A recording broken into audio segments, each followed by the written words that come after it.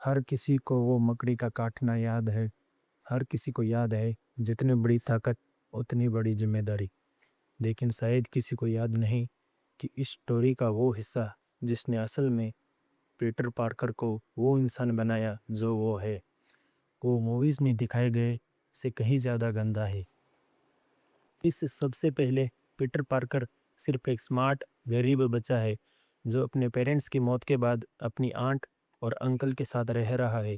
तो उसे लगातार बुली किया जाता है, उसका कोई दोस्त नहीं है और वो वैसा ही नड्डी आउटकास्ट है जिससे असली स्कूल में लोग भूल जाते हैं और नज़रअंदाज कर देते हैं।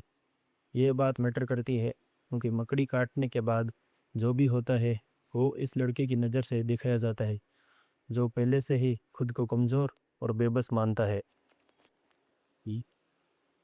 एक साइंस डिमॉन्स्ट्रेशन में एक मकड़ी पर रेडिएशन पड़ता है और वो उसके हाथ पर काट लेती है।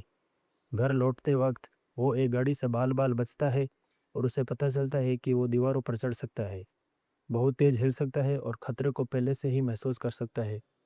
ज़्यादातर वर्जन्स में इसे एक फ़नी मोन्टेज की तरह दिखाते हैं, असली कॉमिक ऐसा नहीं करती। मकड़ी काटने के बाद पीटर का पहला रिएक्शन हीरोइज्म नहीं, वो है पैसे कमाना। वो हिस्सा जो लोग अक्सर भूल जाते हैं। वो एक कॉस्ट्यूम बनाता है, अपने लिए एक स्टेज नेम रखता है और अपनी पावर्स का इस्तेमाल रेसलिंग रिंग्स और टीवी स्टंट्स में पैसे कमाने के लिए करने लगता है। वो किसी को बचाने की कोशिश नहीं कर रहा। वो एक टीनेजर है जिसे अचानक सुपर पावर्स मिल गए और उसका पहला ख्याल किराया और फेमस बनना था। तो सच कहें तो कॉमिक्स के बाकी किसी ओरिजिन स्टोरी से कहीं ज़्यादा रियलिस्टिक लगता है। फिर वो होता है एक चोर बैक स्टेज से उसके पास से दौड़ता हुआ निकलता है और पीटर, जो उसे पूरा पैसा ना मिलने से पहले ही गुस्से में है, उसे जाने देता है तो रोकने की कोशिश भी नहीं करता। वही आदमी उस रात बाद में पार्कर के घर में चोरी करने घुस जाता है और पीटर के अंकल बेन, वो इंसान जिसने उसे पाला, और उसकी गोली से मौत हो जाती है। तो उस चोरी को रोकने की कोशिश करते हुए जिसे पीटर घंटों पहले ही रोक सकता था।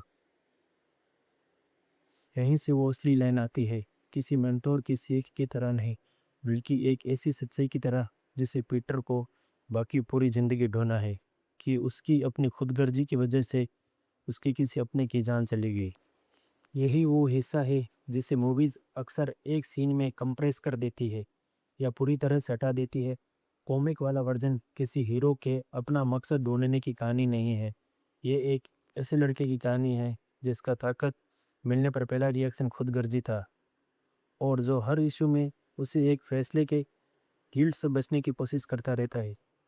हर बार जब स्पाइडरमैन किसी को बचाता है, जब जबकि उसे ज़रूरत भी नहीं थी, आप असल में पीटर पार्कर का वो कर्ज चुकाते हुए देख रहे होते हैं जो वो कभी पूरी तरह चुका ही नहीं सकता।